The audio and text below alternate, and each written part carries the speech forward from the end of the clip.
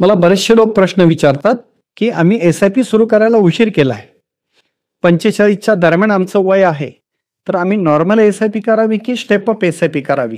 तुमचा हा प्रश्न असेल तर हा रील तुमच्यासाठी. जर तुमचं वय 45 असेल आणि तुम्ही 25,000 रुपयांची SIP 15 वर्षांसाठी केली तर 13% जर परतावा मिळाला तर कॉर्पस निर्माण होईल 1,38,00,000. आता हीच 25,000 रुपयांची SIP तुम्ही फक्त 15 वर्षांकरता करताय आणि 13% परतावासह फक्त तुम्ही 10% स्टेपअप तिला दिलेला आहे. तर आता कॉर्पस निर्माण होतोय 2,32,00,000 रुपयांचा.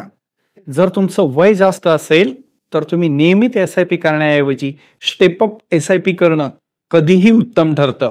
स्टेपअप SIP सध्या खूप ट्रेंडिंग आहे. तुमच्या जीवनामध्ये असाच मोठा कॉर्पस निर्माण करायचा असेल तर कडलग इन्व्हेस्टमेंटला कॉल करा.